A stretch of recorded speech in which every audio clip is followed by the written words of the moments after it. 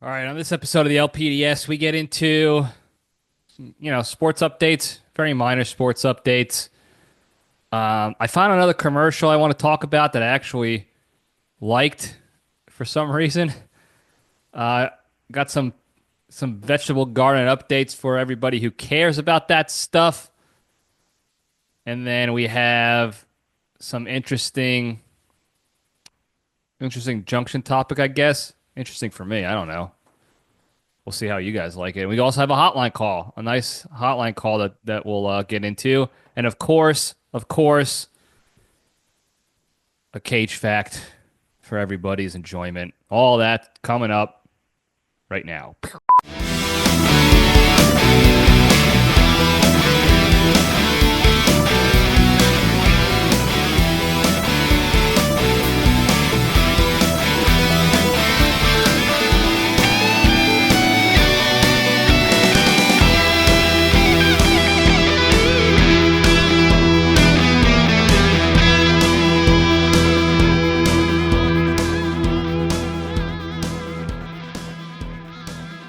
All right, Jabronis, we're back. Welcome back to Libretti Podcast Diary Show. I'm your host, Libretti. It's the show that talks about nothing but tries to find the lessons in everything. We have a good time doing it. Hope everybody had a good week. Good Mother's Day week. I have to apologize hand up. I do this a lot because I record these episodes before, the week of posting, a couple days before.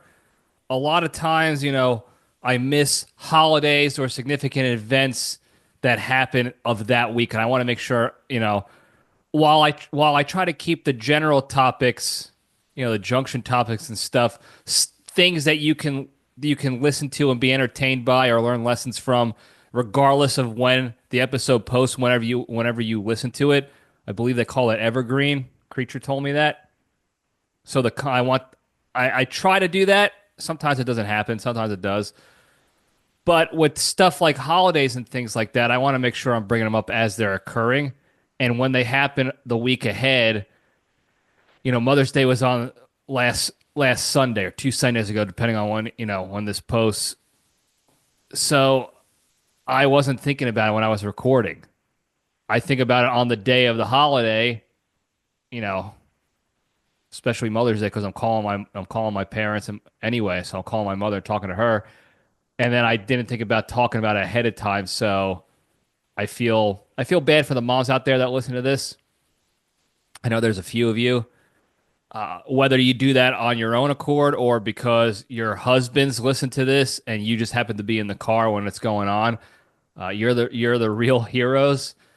Because as we all know, and as I'm proud of, the LPDS is an acquired taste, and that taste is usually not acquired by spouses of the LPDS universe. So, and that's okay. It's not no disrespect to them.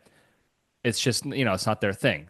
It seems like based on the analytics that I rip through each time I go and assess the situation on the LPDS popularity. So, thank you for listening. And if you're a mom out there, happy late Mother's Day to you all. I put it in the description of the episode posting, but I don't think people read that. I just do it for the buzzwords to hopefully get the algae going on the YouTubes and stuff like that. Anyway, what is going on right now? I'm trying to think if anything good's going on. Yankees Mets Subway Series. Baseball fans out there, Yankees Mets Subway Series. Love that stuff. At the time of this recording, the series is split. I don't know if it's 3 games or 4 games. I think it's just a 3-game series. So I won't. I didn't look at the schedule ahead of time. I just knew the Subway Series was this weekend, and the series is split. Yanks won the first, Mets won the second. I actually waited till after the game to record this because I was watching the game. And I recorded this a little later in the week usually than I like to. But once I saw that the Subway Series is going on, I was like, oh, I want to catch as much of this as I can to talk about it. because the big thing for the baseball fans out there, especially if you're a Yankees Mets fan, even if you're a Yankees Mets hater and you like the rivals, Red Sox Phillies or whatever, Astros, you know about the Juan Soto stuff. And if you're an LPDS fan, you know about the Juan Soto stuff. We talked about it exhaustively in the offseason. So I was very curious to see how that was going to go. And look, here's the thing. I want to keep repeating this. I love Juan Soto. I still like Juan Soto. As far as his approach at the plate, I want 9 of those guys at the plate. Yeah, statistically speaking, he is, we'll call him above average, but not spectacular. He bats 270, 280 on his best. He had his best year last year, and he was like 280. So he's like 260 to 280 batting average, which is above average for the current MLB. But it's, it's not Hall of Fame batting average. He had the most home runs last year. He had like 40 home runs last year. It's also the most in his career. But he's, 25 to 35 home runs, which is good. That, if you're batting 260 to 280 nowadays, not the previous eras of baseball. Nowadays, that's pretty solid. 270, 280 is like, okay, that's the best we're going to get. Plus 25 to 35 home runs. That's pretty okay. Unfortunately, I want it to be better.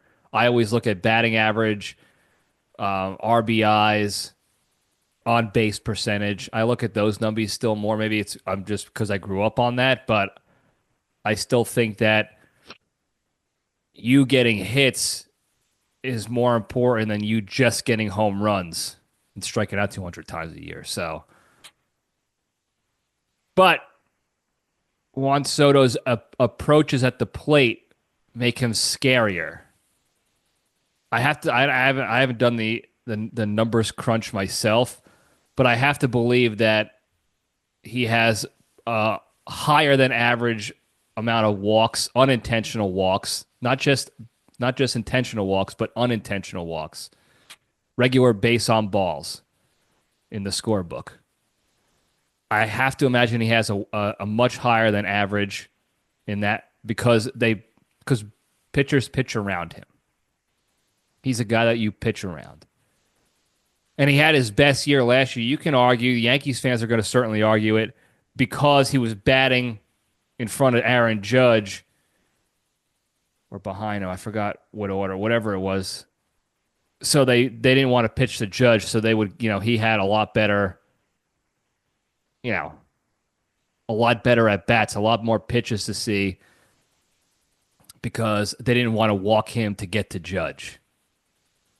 And we've talked about that last season too. So he had a great year last year. And like I said, I still like Juan Soto. His aggressive and confident at bats make him dangerous.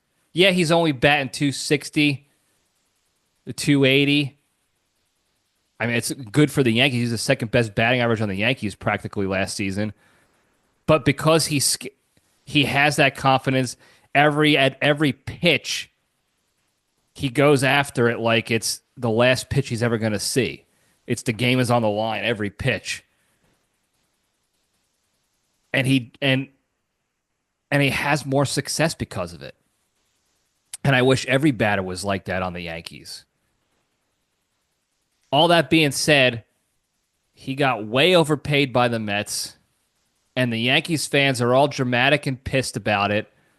And I'm a Yankees fan, and I think it's embarrassing and stupid.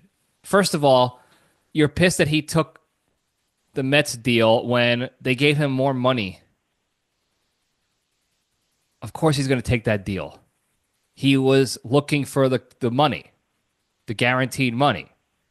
He's basically said it out loud practically. Plus, the Mets have been doing a better job as of recent, at least trying to find players to help them win a World Series. You really can't say that as much with the Yankees. You just can't. And we're not going to go into the details of that. We have done that many times over. But compared to what the Mets have been doing spending wise and trying to find things that work, there's much more evidence in the Mets corner that they're trying to win a World Series as opposed to the Yankees. So there's that. The other thing too is the Yankees fans are so pissed that Soto left and bailed on them, like, and then they are like, "We didn't need you anyway." Like, well, then why did your GM offer him $760 million? Like, the only reason why you didn't get Soto was 5 million, basically. And also, let's be realistic, he didn't want to play for that team. That's probably what made the decision tough for him, because he knew historically you have a better chance of winning in New York with the Yankees than the Mets. But he said it himself in the offseason to Hal Steinbrenner, like, you gotta do so, you gotta improve the team. And he knew you can't afford me and also improve the team to be competitive for a World Series. You just can't. Now, because they didn't sign him and they had all that money that they basically almost inadvertently publicized to the masses, to all the fans, like, hey, yeah, we have $760 million we can spend on other players now. They filled a couple of gaps, and they would not have gotten those players at all if they got Soto. It was Soto or fill more than one gap. And frankly, him leaving was not creating a big enough gap to justify them going all out on him. I still think they were stupid to offer him $760 million. He's not worth that much. He never will be. So the Yankees fans came out in full force, booing the hell at him, turned their back on him when he was in the field, crying and whining. It was embarrassing. That's the problem right now, really. It's not just Brian Cashman creating these mediocre teams just to profit and all this other crap that we talk about. It's the fans. Our fan base is so stupid and childish. They go and act like this to Juan Soto, he made the decision every other player with that offer and that skill level would have done. And they're pissed, they're booing him and acting all high and mighty.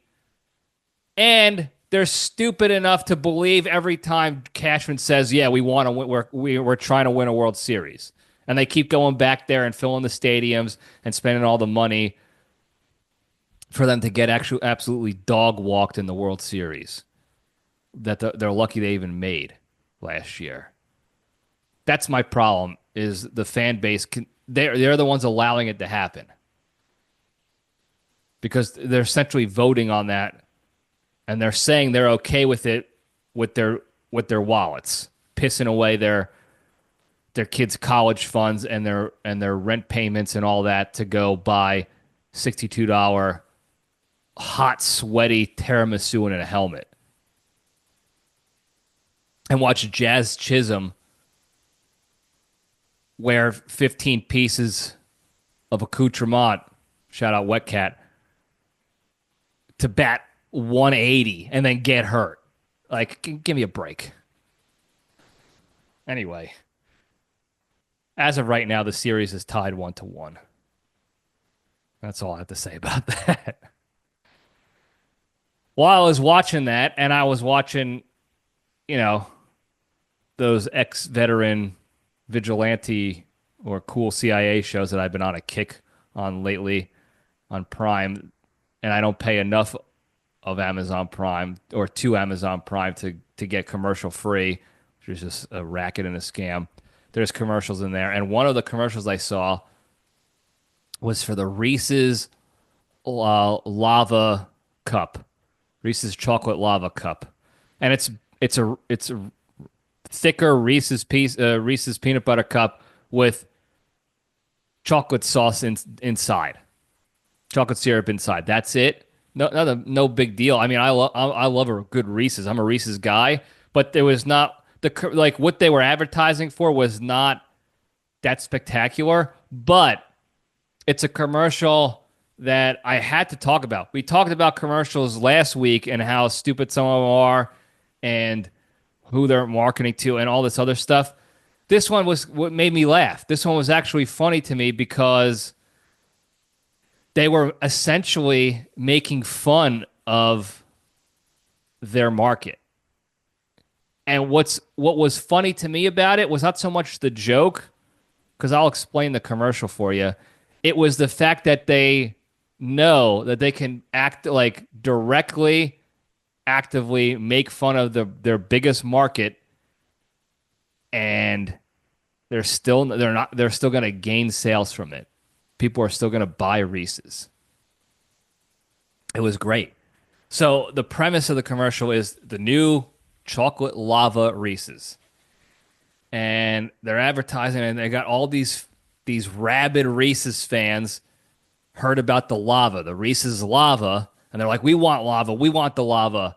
But they're all crowded next to an active volcano trying to snag lava. They're like, Reese's said lava's the way to go. We're getting the Reese's lava. We want lava. And they have all these like cauldrons and metal like soup ladles to come and grab lava and scoop it up. And there's like a guy who's something who says, hey, it's not that kind of lava, guys. It's chocolate syrup lava. It's chocolate lava. It's not lava. And like I said, the joke's not like, it's a very simple, stupid joke on paper, on the surface. But that's what made it funny to me, was that it was so simple. Like, that's how stupid these people are. They see an ad for lava in candy, and they're so brain dead and brainwashed and dumb that the first thing they think of is volcano lava. And they don't consider anything else. They don't consider that it's a Reese's saying, hey, we have a Reese's chocolate lava cup coming out. They just read the word lava, and they're like, we got to get some of that lava. Real molten volcanic lava.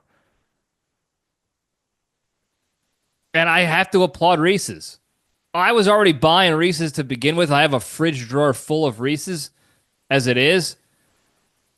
But that's what we have to do now. We have just highlight the stupidity. I mean, that's what the politicians are doing. They're just doing their corruption and bullshit in plain sight now, because they don't even have to hide it anymore. Because they're like, let's see how more brazen we can be before enough people pick up on it. So that's what the commercials should do. The products that they're pushing. Let's make fun of them until they finally realize we're making fun of them. Let's see how far we can get. We're literally going to make a fortune on making fun of our own market. That's genius. That's genius to me. You do that, 20, 30 years ago, you could kiss your advertising career goodbye if you suggest that marketing tactic. Like, you want us to make fun of our own market and bash them and call them stupid and see if they pick up on it? What are you, crazy? They'll leave us. Now they're like, let's see if we can, what can we do without just actively calling them stupid and dumb before they realize we're calling them stupid and dumb. They're going to get to the point where there's going to be a commercial that says, hey, we got a new Reese's coming out. That's all we're going to say, because we know you're stupid and dumb. So just look for this Reese's in stores. This is what we're selling, you idiots. Buy it, you stupid fat bastards. Good day. What's their slogan? There's no wrong way to eat a Reese's. You could be as dumb as you want and still eat a Reese's. That's basically what they're saying. But they're eventually going to say it out loud, like explicitly. You're dumb. Eat Reese's. Doesn't matter if you eat the wrapper. Eat the wrapper too, you stupid bastards. We don't care. You're going to buy it. Prove us wrong. Don't buy it. Go buy the Justin's version that you get at the Starbucks or in the aisles of Trader Joe's. Yeah, the Justin's organic version. Yeah, see how that's going to go for you, you stupid fat shits. Buy our Reese's. We know you're dumb, and we know you're fat, and we know you're dying. But we also know you love Reese's. So buy it, you stupid sons of bitches. And then go jump in the lava pool. And don't bother us anymore. You're so stupid. That's what it's going to get to. And I'm going to, listen, they got me. I'm the stupid, because if I see that, I'm going to be crying and laughing as I'm driving to the closest 7-Eleven to pick up some more Reese's. I'll buy it for that. Even if it's a shitty version. Maybe it's not as good as like the dark chocolate that they come out with, or some fast break or whatever new thing that they're coming out with. Maybe it's not that good. Maybe it's a dud of a new product for Reese's. I don't care. If they come out with a commercial that explicit, just calling out their fan base, yeah, like now you have a fan for life, as if you already didn't. I want to see it happen. So, bravo to the Reese's M&M Mars company for pushing the envelope. I will absolutely be grabbing at least one test.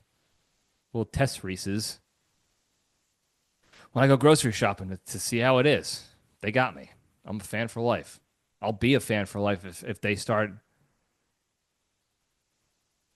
really coming at their fan base. That'd be awesome. Anyway, moving on. I want to give a quick vegetable garden update. I call it a vegetable garden. They're not even in the ground yet. This is the update. I don't know what's going on. I started these seeds in February. We are in mid-May. And I don't even think they're going to be big enough to put in the ground by June. And I don't know what to do. They're growing.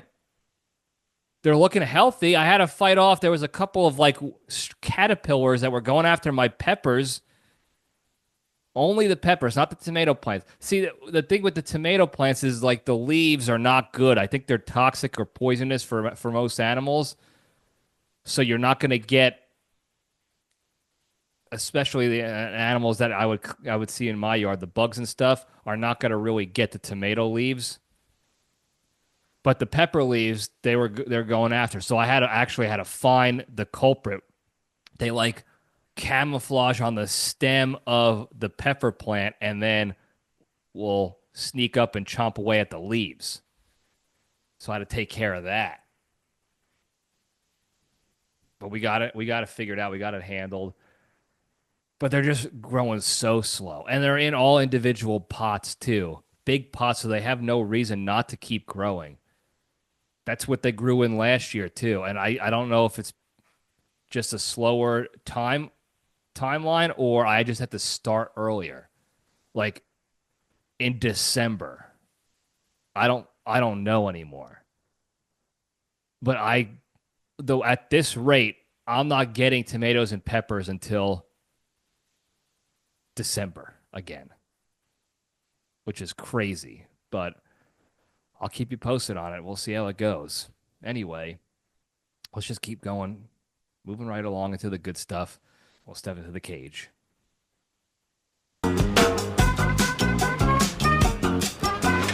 Okay, let's run.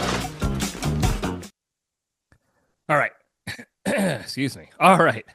Today's Into the Cage segment is proudly sponsored by Slippery Pete's Palm Lotion for Men. Fellas, are you tired of trying to take care of a little self-treat business, but your dry, calloused hands make for a less than ideal experience, but other lotions out there are just too feminine and weak for you? Then grab yourself a vial of Slippery Pete's today.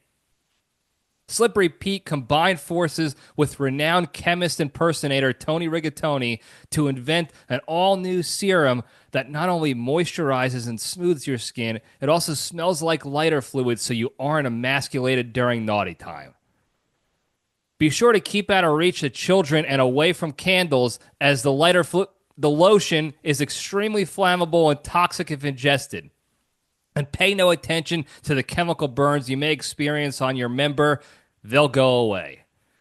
So to have the soft touch of a woman while still smelling like a man, get yourself a vial of Slippery Pete's Palm Lotion today by visiting your local Home Depot grill section and look for the bottle with the masking tape on it that says lotion, not lighter fluid.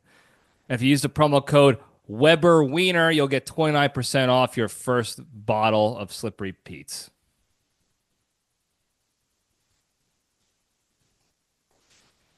When you work out a lot or you're doing a lot of manual labor, or if you're an athlete, you get, swinging a baseball bat, an axe, hammer, lifting a barbell, working, dumbbells, whatever, you're going to get calluses on your hands, blisters, calluses, and it's all around the portions of your hands and fingies that you're grabbing stuff with, like you see here in YouTube land on this pen. That's what you're grabbing. It's all around those portions of the hand, the grab portions. Because when you're lifting weights and you're grabbing the barbell, it's rubbing and chafing on the bar constantly. That's how you're getting the blisters. Same with swinging a bat and a hammer and an axe and what have you. So when you're doing other stuff that you need to grab, you don't want those calluses. You don't want that rough skin. But you also don't want to smell like a little beta bitch boy when you're doing it to it. So, smell like lighter fluid. Get yourself some Slippery Pete's. I don't know where that was going. Anyway, Cage fact. This is just an update. And I know a lot of you have probably seen this already. I appreciate all of those who sent it out to me.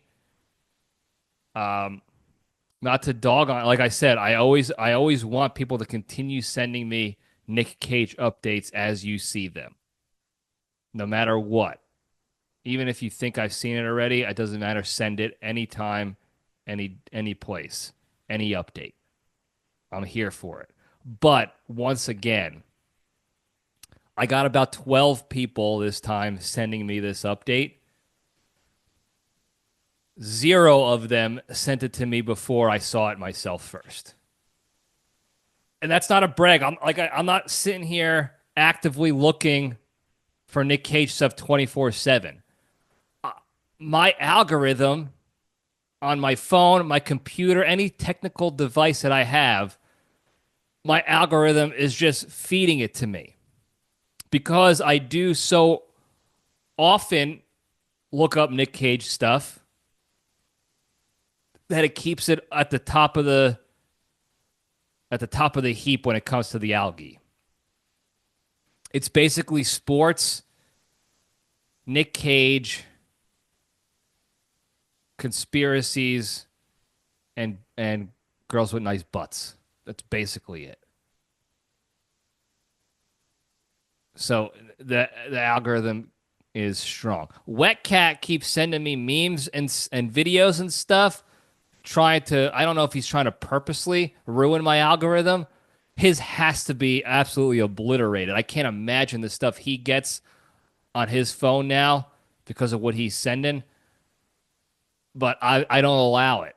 Like I can power through. I can ensure my algorithm is a well-oiled machine of what I'm looking for. Nic Cage, sports, conspiracies, girls with nice butts. That's it. So when a Nic Cage, a new Nic Cage thing happens, it's already in the archive. It's already in the archive. But I still want you guys to send this stuff over because you don't know when I'm going to get something new. I have gotten it before. People have sent me stuff, even recently. I've had Nic Cage facts ready to go for an episode, and then somebody sends me something, and I'm like, that's the Cage fact for this week now. I'm going to use that. Thank you. Done it pretty recently. I'm trying to remember exactly which ones it was. But anyway, the Cage fact. First images of the John Madden biopic movie. Is it biopic or biopic? Still don't know. I still ask this same question every time. It's just like the word homage or homage. I'm always going to ask it out loud. First images have popped up, which means it's officially in production. The John Madden movie is officially in production. Nic Cage as John Madden. Photos have been popping up all over the place this past week. And a surprise addition and reveal is Christian Bale is going to be playing Al Davis, which makes it even more exciting for me. As a lot of you know, I am a devout Christian Bale fan. Love the guy. Love him. Don't know anything like he's had a couple of audio clips of him being angry on set to people. I'm not a fan of that, but tremendous actor. He played the wet cat in the movie Machinist. He played Jack Wet Cat in American Psycho. He played Wet Cat as Batman in the Dark Knight trilogy. He played Wet Cat as Dick Cheney in the movie Vice or whatever it was called. He's got such range, and now he's going to be Wet Cat as Al Davis. So I'm very excited for that. And Nic Cage looks good as John Madden. Like it's not nearly as inconceivable as we all once thought. I said we. I was trying to be nice. I didn't think it. I always try to bring the all you guys in, and we're a team. But I didn't think that. As soon as I heard the original news, he was going to be John Madden. That my first thought was, this is going to be awesome. He's gonna nail it. There's no doubt. So I'm sorry I have to leave you on this one. A lot of you probably thought there's no way he's going to look good like this. He's going to be able to pull this off. I wasn't one of them. Sorry. But anyway, very excited to see how this turns out. And that's the Cage fact for you. Thank you to all those who sent me the one image, the first image that popped up. Appreciate it. Keep it coming. Moving over to the Junction. I'll spin the logo up. I don't have a whole lot. I had an interesting conversation with a friend. He's brother in arms. I worked with him. He was actually on my team. He's worked for me, if you will. But I worked with him when I was working with the NSA in Maryland, and then with the special unit I was working with before I left active duty. And if you look behind me on YouTube land, that axe back there on the wall, that's the unit we were in most recently together. That was my last unit before I left the active duty Air Force. And he's just retired recently as well. He retired. Now, that means he was in 20 plus years. He hit the 20-year mark and he was eligible, and he can retire and get a pension from the military.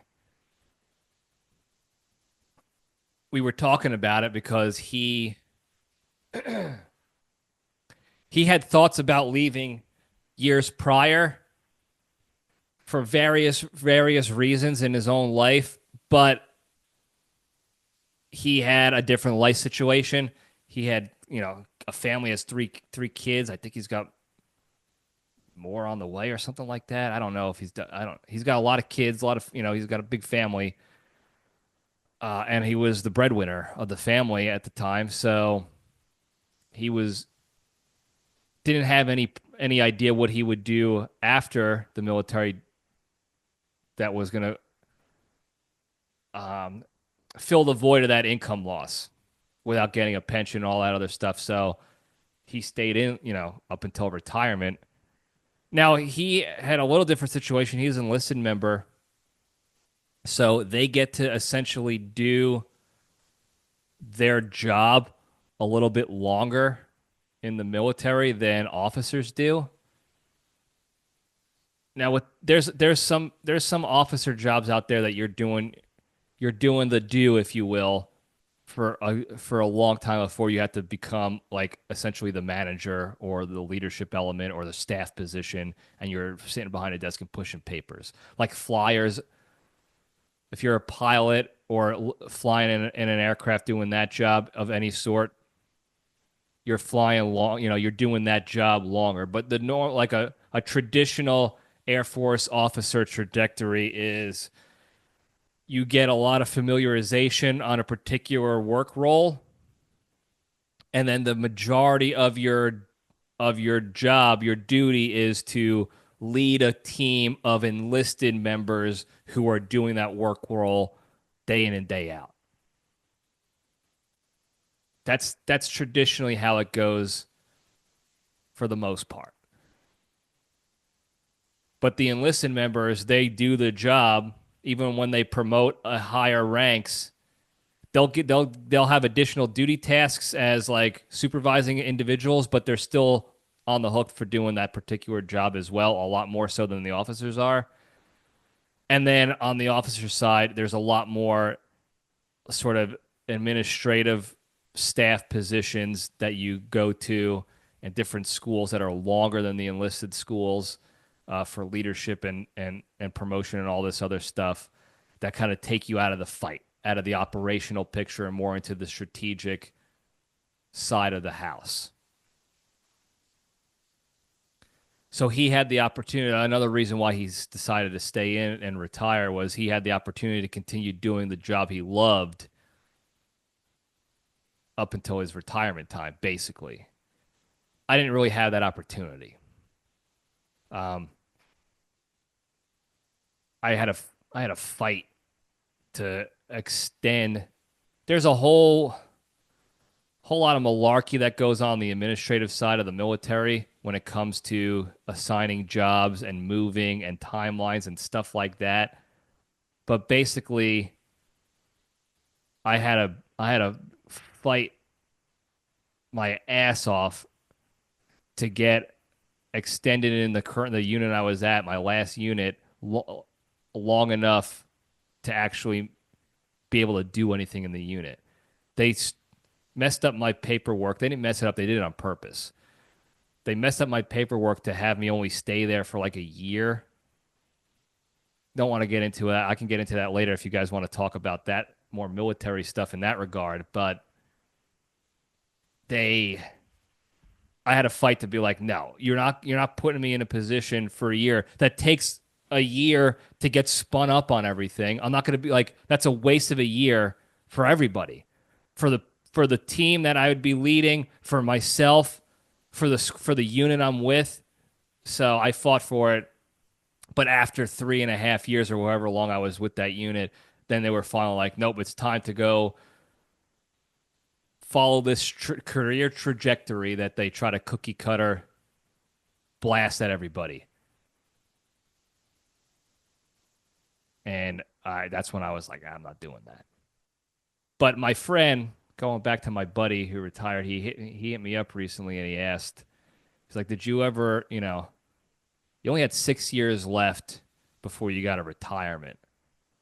Um, and he goes, I know you miss it. He's like, did you ever regret that decision?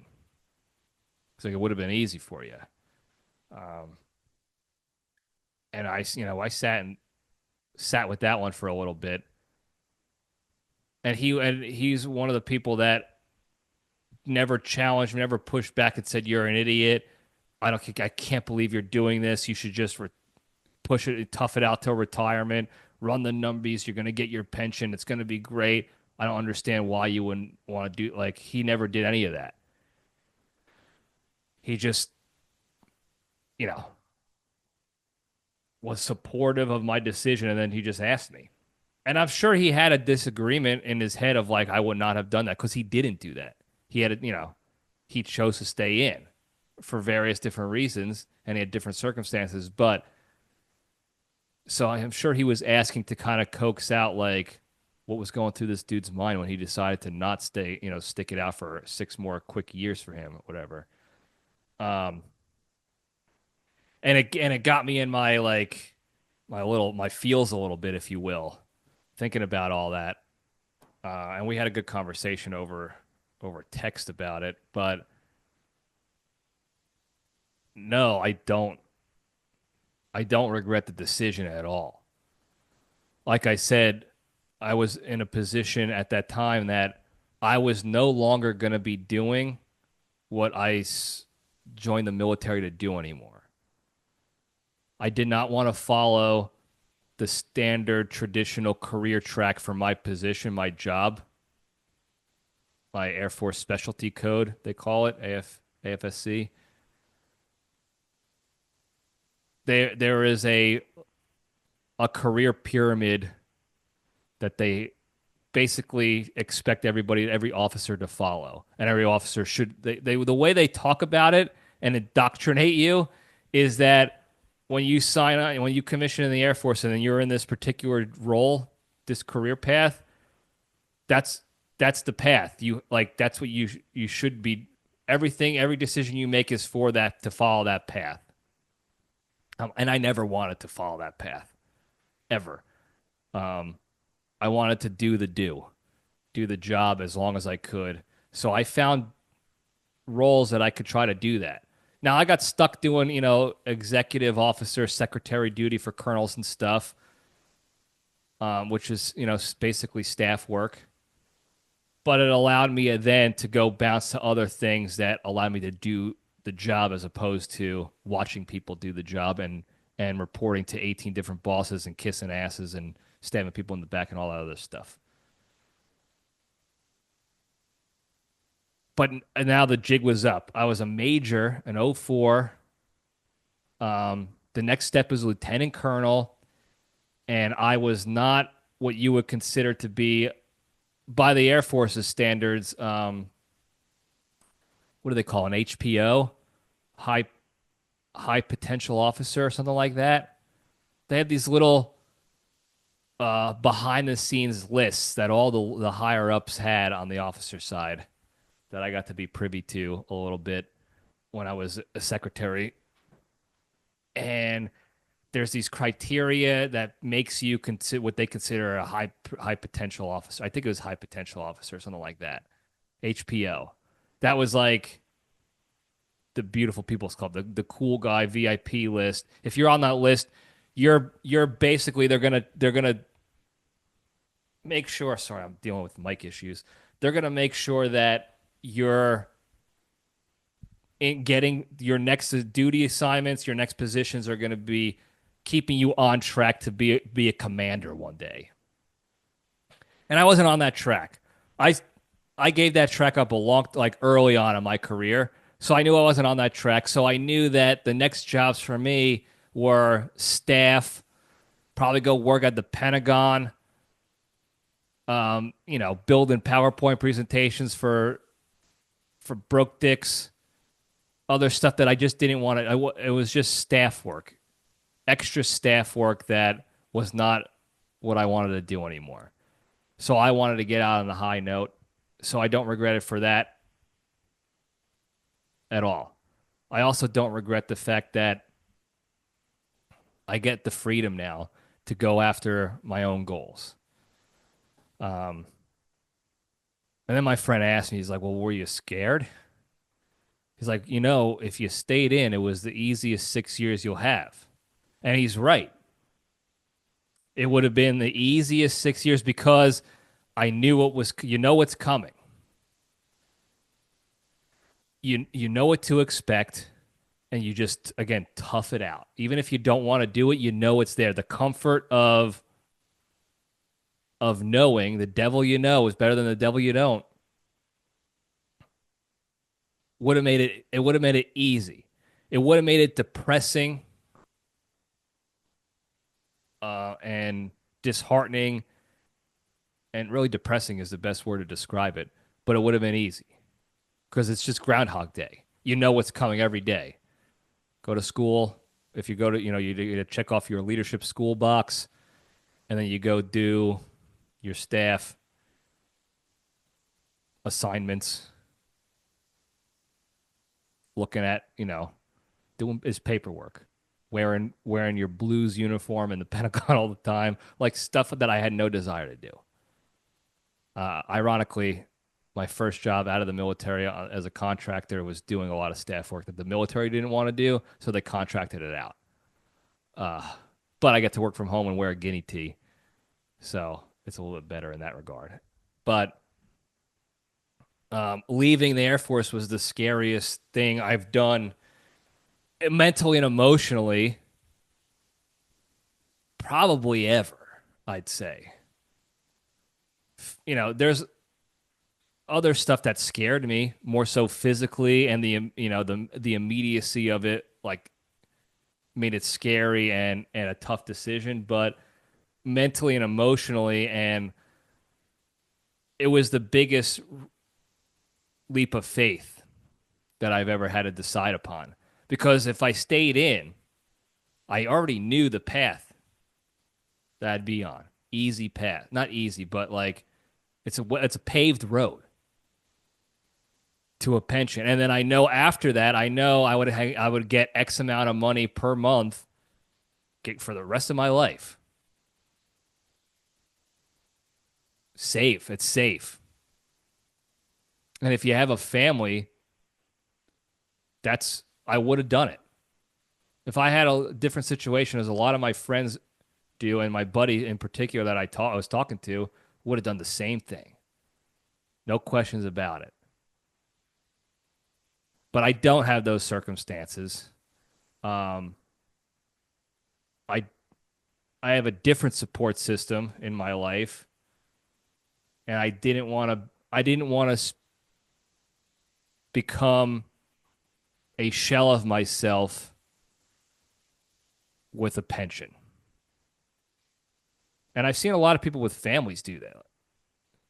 They've toughed it out for so long, dealing with a lot of crap, all the crap that goes on, and they retire. They got the pension. They're covered. They're good to go. But they're practically dead inside.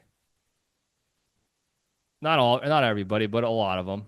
And I was already on that way. Like I felt it. Like I was. That elevator was going down for me. It was there. And I had one chance. I had one floor to get off. And I took it. I took the floor. But it was, this was not a decision that I made in a week. This was a decision that took the better part of a year to wrestle with, to grapple with internally and in my own stupid brain.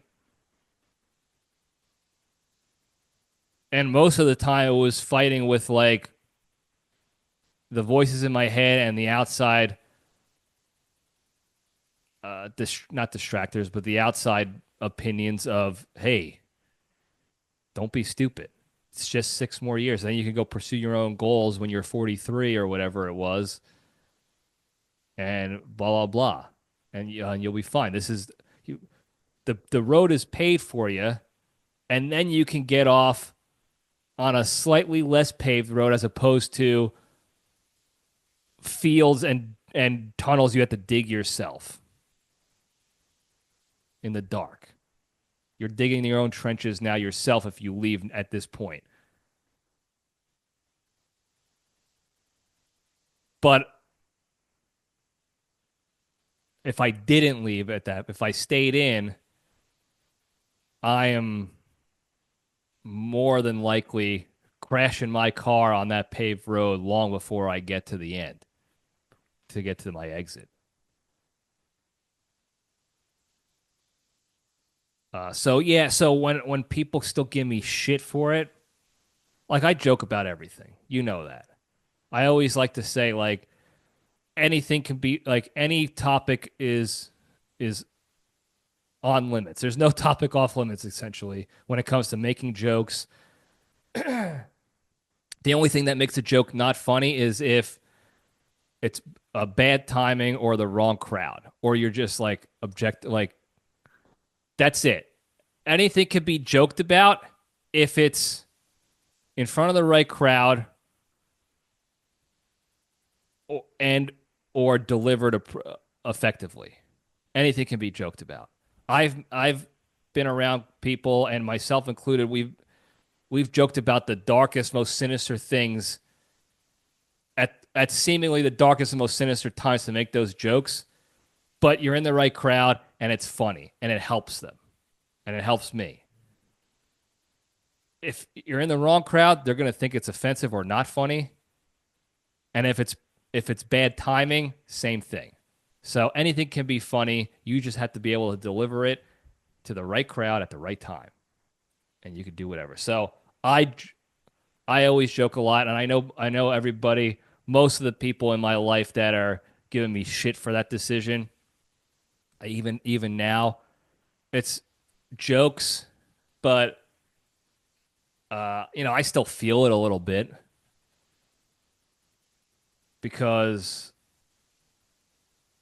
it took, it was not an easy decision. I wanted to stay in, but I knew I couldn't.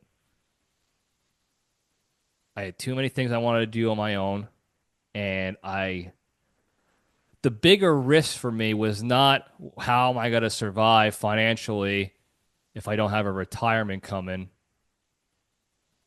and this and that. That wasn't the bigger. Yeah, it was a pitch black tunnel I had to dig through to figure it out that I'm still digging through, by the way. I haven't got to the light yet. I'm not sitting here talking about like on this big success story and I made it through. I'm very much in the middle of it. But that was a lot less scary than becoming a shell of who I am.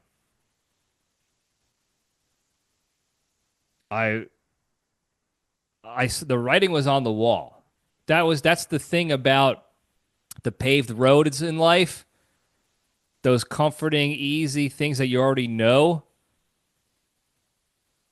that feel safe, even if it's a shitty situation, you still feel safe and comfortable because you know it. You've been in it for long enough that you're like, at least I know what to expect from this shitty situation.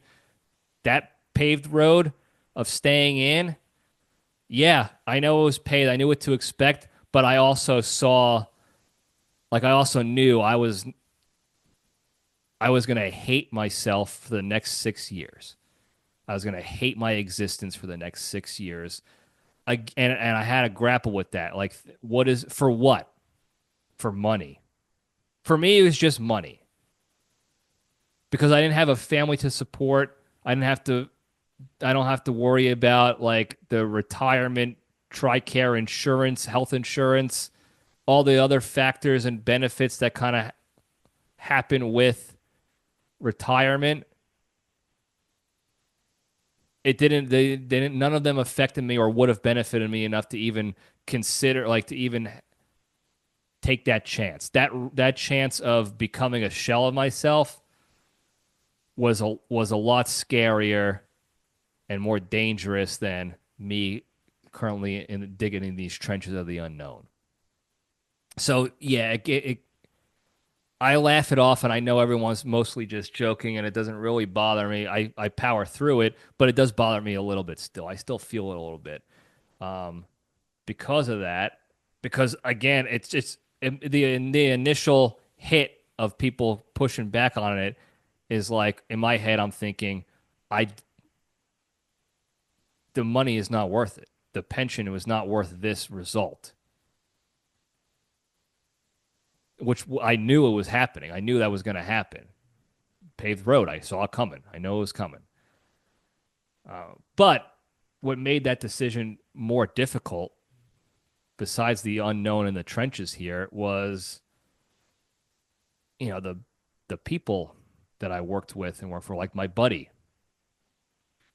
We were working together in some way, shape, or form for, I don't know, 6+ years almost, which is rare in the military on the officer side. Officers in my career field bounce around 3 to 4 years tops. Every 3 to 4 years, mainly 3 years, you are gone to a different unit. And a lot of times within that 3 years, you were in different jobs and bouncing around throughout your base that you're stationed at, doing different jobs there. So you're working with different people. So the fact that I was actually working with this guy for the better part of 6 years, that's a rarity. That doesn't happen a lot. And we got to deploy. We were deployed to the same spots. In Afghanistan, he was actually working a different job. My deployment was an augmentation to a different unit. It wasn't a unit I was part of. I was just helping him out. I guess you could say, not helping him out, but it was an augmentation deployment. And there he was in the camp with us, and we ripped the heater together. I don't mind saying it. We ripped the Newports together in the field of battle. And that's when he asked me, is like, do you miss it? Like, do you regret it? How were you scared? What was what was the reason? What? And that's what hit me was that just like baseball, I talk about this with baseball too, is being done with baseball was like losing your best friend. It's gone, and you're never gonna get it back. And I say that, and people are like, "Well, why don't you just go play with summer team and this and that?" But I can't, because the reasons why I loved it so much were the game has changed a lot. Based the current game of baseball, there's some updates and new things that I like that are cool about it, but for the most part, like that's not the same game I grew up on and played through into college. So it's different. Just like, again, it's like your best friend is gone. You just lost your best friend. That's gone. That version is gone. Baseball is gone. I can never go back to it. And I can't go back to that experience also because the people that I played with is what made it so great. The people that coached me is what made it so great. And they're all doing their own, they're all gone from the game. It's like losing your best friend. And it's the same for me, like I'm not speaking to everybody in the military. I'm not speaking on their behalf. I'm speaking about for me. Leaving was like losing your best friend. Because the current state of the military, I would be a problem. It would be a problem for me, and I would be a problem for them. I don't fit in one bit at all with the current state of the military and how things are going, being run right now. It's just a different. Maybe if I stayed in, I would have adjusted. Just like with baseball, you kind of if you're still in it, you adjust to the changes, you adapt to the changes. But I'm out. And the military moved on in their direction, and I moved on in mine, and we parted ways so vastly that I'm not back in. Like, if I put on the uniform and went back active duty, I'd probably get kicked out pretty quickly. But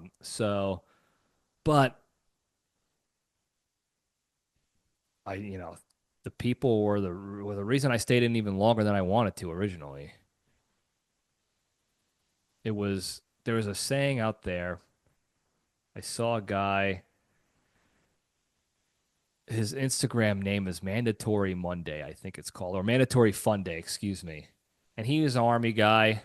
I don't know if he's still in. He might still be in the Army. But he posts a lot of funny jokes and memes that are military related. And he posted this video of talk. I don't know if he was doing an interview or what. And his quote that I don't know if he stole it as well or what, but his quote is what really put it into perspective for me, really hit home and really explains and describes the feelings I have about the military and leaving and all that stuff. And this is what I told my buddy when he asked me, like, do you regret it? Do you miss it? What's going on? And the quote was, I miss the clowns, but I don't miss the circus. And I don't know if I've mentioned this on a previous episode before, but just like with baseball, um, that's how it is for me and the military. I could never go back.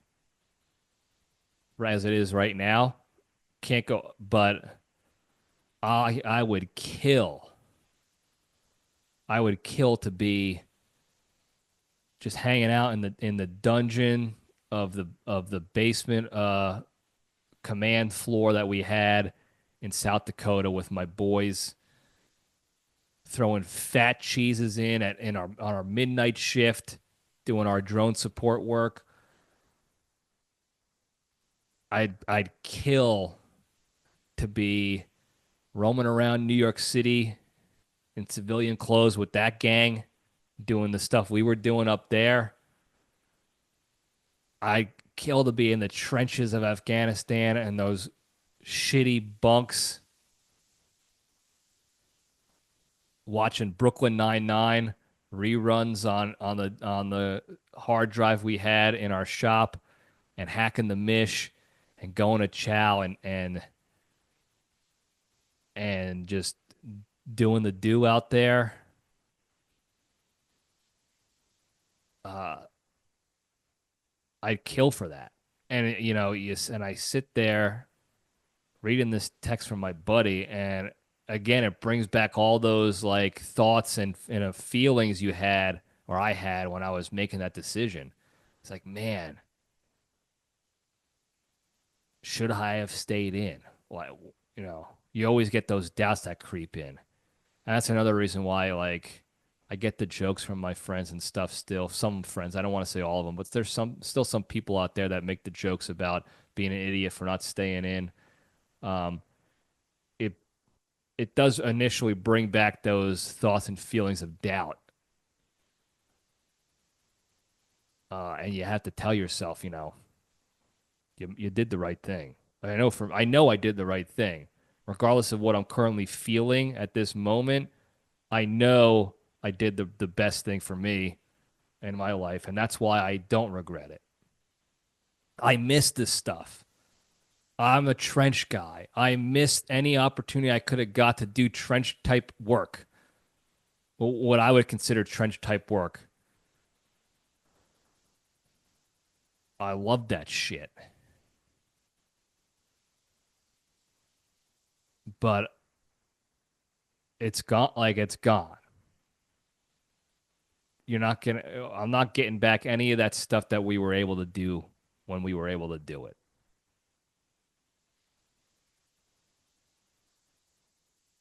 And I appreciate this buddy of mine having the conversation like that with me, because it was the first in a while, at least in the last year or two, that I can talk to a brother in arms without feeling like there was some sort of judgment going on. And that was refreshing. I could keep the jokes coming. I don't care. Like I said, you know me. I love the jokes. I like the shit talk. You have to be able to shit talk your good friends. Otherwise, what are you doing? What kind of friends are they? Um, but it is refreshing to have those conversations with somebody where you can feel like there's nothing heavy about uh the conversation in the regard of like, oh, this, like, I better watch the next words I say because this is where he might judge me. There was no feeling of that. So there was a nice weight off the shoulders to be able to have a conversation with somebody who shares the same experiences as me. Because I have friends that who were not in the military, who I can have the conversations with, but it sucks for them, and I feel bad for them because they don't know what the hell I'm talking about. Like, they weren't in the military, so they don't, it's tough. It's tougher to relate. So I almost feel like I'm burdening them by talking to them about this shit. I know that sounds crazy, but that's how I feel. So it was refreshing to know, like, oh, this guy gets it. Steve McStiff, that guy gets it. Pony Boy, like that guy like these are guys that I've worked with long enough. They have this similar experiences, so we can have these conversations without judgment and a little bit more not empathy, but they get it. Like they understand the experience, so you don't have to sit there and worry about it. So, and that's again, I'm not trying to throw shade at my non-military friends. I'll throw more shade at myself because I don't want to burden them with something that they can't relate to. But that's really all I got to say about that, folks. It was just an interesting conversation that brought me back to thinking about shit, and I wanted to say I appreciated it. Um, and thanks for my buddy for reaching out and doing that and asking those questions because, like I said, it's tough to think about. I usually bury this stuff. Um, but if it's going to be brought up, it was a nice way to bring it up. It was a refreshing way to do it. So yeah, that's sort of a bummer of a junction, but thank you for asking those questions and bringing up that stuff again. Because it's nice. There's a lot of shit to think about, stuff you don't want to talk about or think about anymore. But overall, it's a good memories. I like good memories, and I had a busy week with work and other stuff. I got jury duty this coming week. By the time this post, I'll have jury duty. I've never done that before, so I had to deal with that crap. There's just a lot going on, so it was nice that I had a chance to go through some memories. Some of them were Vietnam flashbacks, but most of them were good memories. So that's really it. That's all I'm trying to say. Thanks for that. Um, Really quick though, we got a hotline call. So it's actually a long hotline. I don't know. I said really quick. It's like 3 minute long call. Let's see what we got. And then we'll get to the big three and then we'll get out of here. So stand by 1 second here. Is this the one? Yeah, I think so. Hey, good afternoon, Johnny. It's Tony Saccone calling. Sorry I haven't gotten in touch in a while with a hotline call because I guess we're all busy and nobody has any time to follow up. But I did want to say one thing. I don't think people realize the time it takes to set a video up. You've been doing it for quite a few years now, and it's something that kind of disturbs me a little bit that people each and every week that you say, give a hotline call, give a hotline call, give a hotline call. I think people's patience are quick. Just a suggestion. I don't know. Maybe you should ask to leave a callback number that if people want a response from you, you can call them back and give them a response rather than just saying the response when you get a question from them. Again, I don't know why. People are people. That's the way things are. Everybody wants immediate gratification. And if they have something to say and they can't say it to you right away, they either forget about it or they just disregard everything. But again, I want to give you credit. And I also want to reach out to your listeners who call or hopefully will call to say that they appreciate your job. They appreciate what you're doing because it's not easy to do what you do. Okay, this is just my opinion. Not anybody else's opinion. That's their business. But I feel that they should give you the opportunity to answer them or you to answer them when they have a question rather than saying, I have to wait. Who knows what's going to happen? So I appreciate it. And I'm personally apologizing for not getting back much more than I do. But again, I'm talking about people who are loyal listeners We're hopefully all brothers together in a crew to try to do the right thing for one another.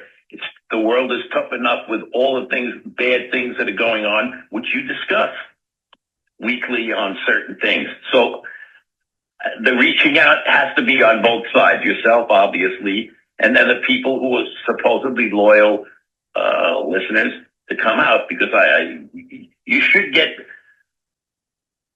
your requests from people. Again, I don't know if they want to be answered right away, or they want to talk to you right away, or during a video, if they feel like calling up in the middle of the video, and you can answer a call. I don't know if you can handle that, or I know how to do it. But again, thinking if people can leave their numbers and they can speak to you one-on-one, that maybe that would give incentive to more people to say that, I have my opinion, but I'm busy, and hopefully they'd call you back, or you'd call them back.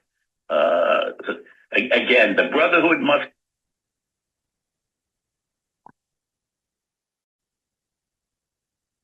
All right. Thank you for the call. That was my cousin Tony, relative Tony Sacco, as he's known here in the LPDS. It got cut off after like 3 minutes or whatever.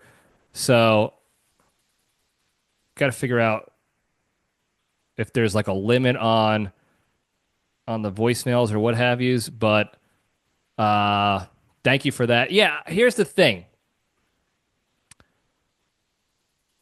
I understand that people are busy and we don't have a ton of fans. Like there are podcasts out there and there are shows out there that have such huge fan bases that the vast majority are still busy, or they just forget, like they go about their day, they kind of forget, or they don't really have anything that they want to ask or talk about with that podcaster or that host. But because the fan base is so big, even though the majority doesn't chime in, the minority that does is still a significant amount. So it's really, I think, just a numbers game here, because you have to I like to factor in. I give everybody the benefit of the doubt because I experienced the same thing in my life. So that's why I'm never mad if people don't call in. But people have families. People get busy. When people are listening to this, it might remind them and jog their memory, like, oh, yeah, you got the hotline. And then maybe they're just driving in their car to work. Now they're in work and they're working all day, or they come home from work and they got to deal with, they're working with the family, they're going out, whatever they're doing. And it just slips their mind until the next week when they hear the episode again and they're like, ah, shit, the hotline again. Or they just have nothing that they have to ask or want to chime in on. That happens too a lot. But because we just don't have, we have a small boutique fan base. So demographic, statistically, if you look at like the numbies behind it all, we're probably in the normal range of how many fans, like the percentage of fans to percentage of fans that call in hotlines. It's probably pretty average compared to others.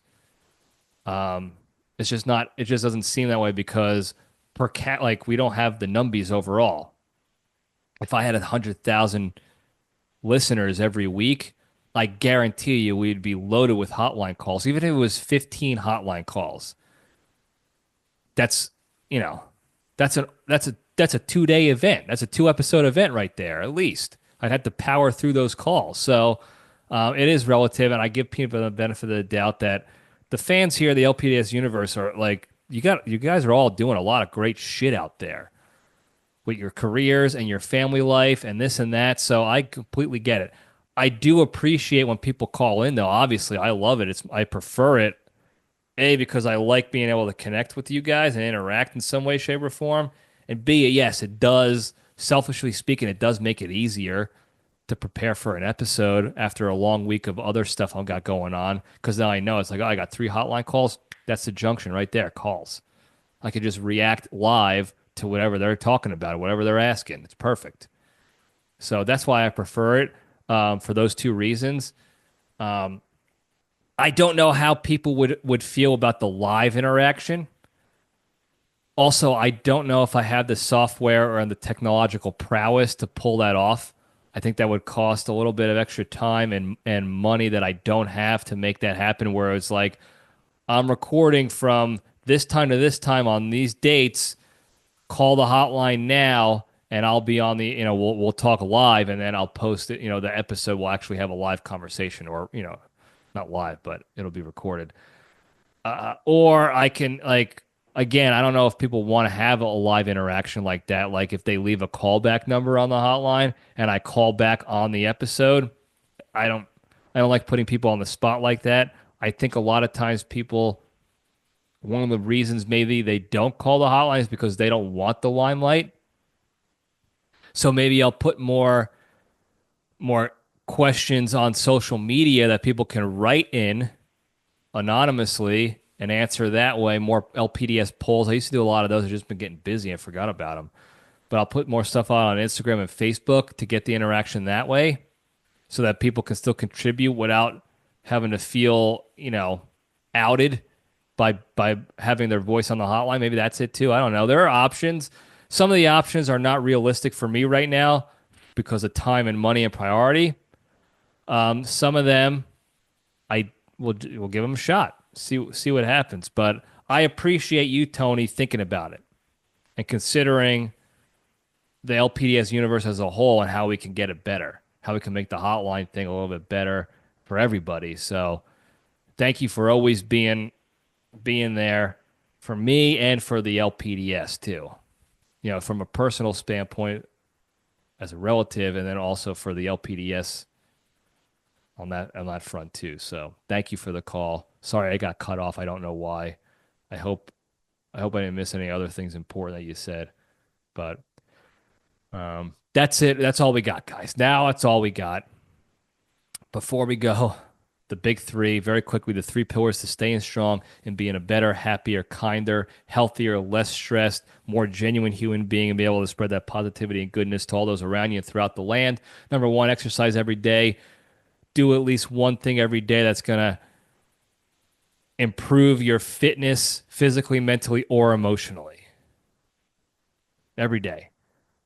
Number 2, the hardest one to do, don't be a shitty person, be a kind person. Get yourself out of the negative. If you find yourself in a situation where you want to be negative or shitty or angry, or somebody initiated and you want to respond in kind, take the LPDS step back, detach from those negative emotions, and omit yourself from the situation so that you can go focus on more positive, productive things, and you're minimizing the negativity and the shit going on in the world. Number 3, the most important one, be genuinely thankful and grateful for all the good you have in your lives. You can do this each day by actively thinking about at least one thing that's good in your life and what your life would be like without that thing and how shitty it would be without that thing. And that'll put you immediately in the state of gratitude. And the more often you do that throughout the day,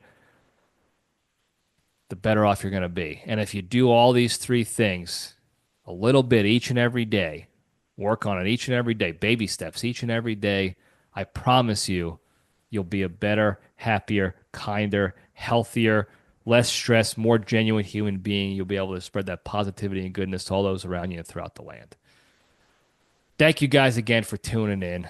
Don't forget to like and subscribe.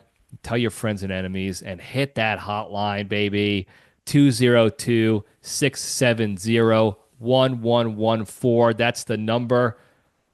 Call it in whenever you want, about whatever you want. You can even text the hotline, and I'll get the text if you want me to read it that way. We could try it that way. Or you can send it out to your enemies so that they can call in, and we'll get a good laugh at that too. 202-670-1114 is the number. Thank you guys again. I love you all. Stay strong.